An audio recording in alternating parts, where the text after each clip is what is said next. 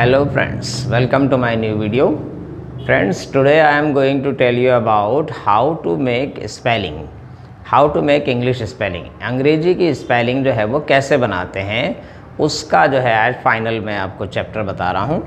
किस तरह से स्पेलिंग्स को प्रोनाउंसिएशन के आधार पर बनाया जाता है और कैसे जो है आप स्पेलिंग को याद रख सकते हैं। That's I am going to tell you.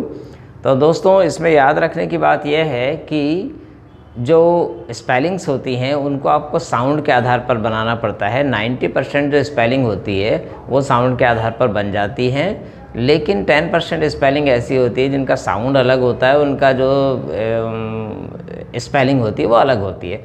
तो हम 90% स्पेलिंग भी अगर कर पाएँ तो दैट्स अ बिग अचीवमेंट, वो बड़ी उपलब्धि होगी। तो हम बात करते हैं कि स्पेलिंग साउंड के आधार पर बनाई जाती है। अब समझिए कैसे। जैसे यहाँ पर देखिए स्कूल जो हमारा इंग्लिश जो लोग होते हैं उनका प्रोनाउंसिएशन में स जो है बड़ा नाम मात्र का होता है, ई नहीं है, सा, school.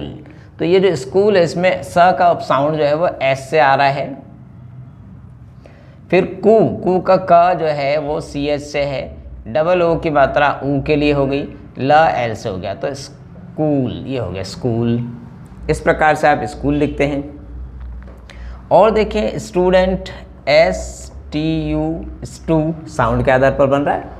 Dent, D E N T, dent, तो स्टूडेंट, यानी साउंड के आधार पर स्पेलिंग बन रही है। ऐसे ही ऑर्गेनाइजेशन, स्पेलिंग बड़ी दिख रही है लेकिन आसान है।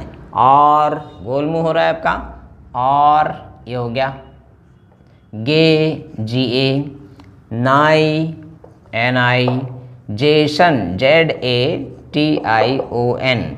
इतना टुकड़ा आपको याद रखना है। जेशन जो है वो अक्सर इसी तरह से बनता है, जेशन, Z A T I O N. तो और, गे, नाई, जेशन, इस प्रकार से 4 सिलेबस में 4 पार्ट में ये स्पेलिंग बन रही है।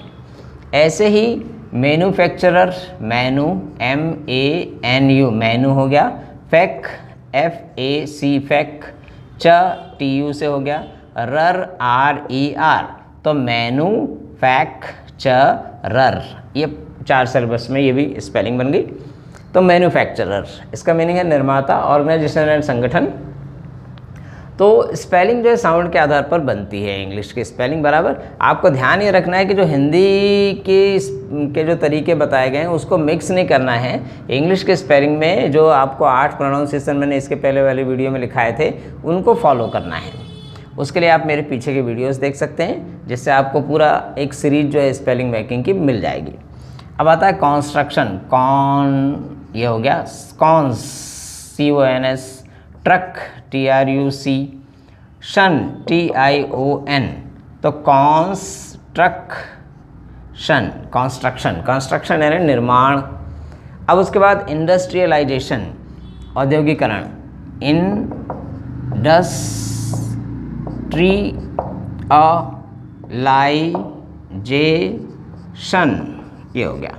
तो इंडस्ट्री, यहाँ तक के तो टी आर वाई होता है, जब उसको आगे बढ़ाएंगे तो आई लगा देंगे। इंडस्ट्रियलाइजेशन, इस प्रकार से आप बड़ी से बड़ी स्पेलिंग जो है वो आसानी से बना सकते हैं। साउंड को याद रखना है। इंडस्ट्रियलाइजेशन, इंडस्ट्रियलाइजेशन, इस प्रकार से।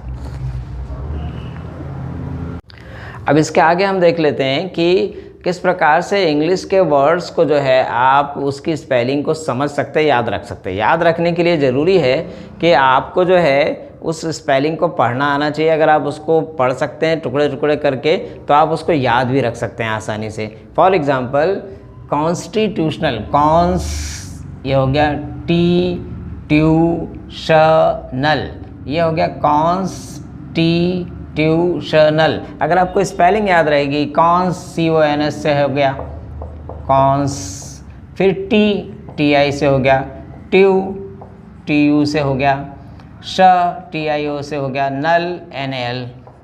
तो कॉन्स्टिट्यूशनल यानी आप स्पेलिंग को अगर पढ़ सकते हैं जोड़ जोड़ करके, जैसे यहाँ दिख रहा है आपको एक एक जो है टुकड़े, कॉन्स्टिट्यूशनल, ऐसे आपको पढ़ना पड़ेगा। ऐसे ही ऑटो, ये हो गया बायो,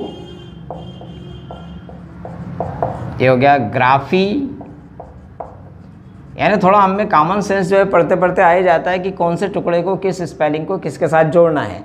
AUTO ऑटो होगा। अब AUTO बी नहीं जोड़ लेंगे, ऑटो बी, ऑटो ऐसा नहीं, तो ऑटोबायोग्राफी, और ये CAL हो गया कल।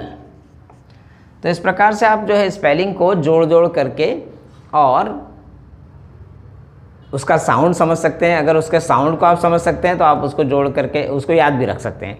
ऑटो मतलब AUTO, बायो यानी BIO, ग्राफी यानी GRAPHI, कल CAL। इस प्रकार से आप याद कर सकते हैं, आराम से याद हो जाता है, बड़ी से बड़ी स्पेलिंग याद हो जाती है। अब ये क्या लिखा है, तो कैरेक्टराइजेशन, कैरेक्टराइजेशन यानी चरित्र चित्रण, कैरेक्टराइजेशन, ये हो गया कैरेक्टराइजेशन।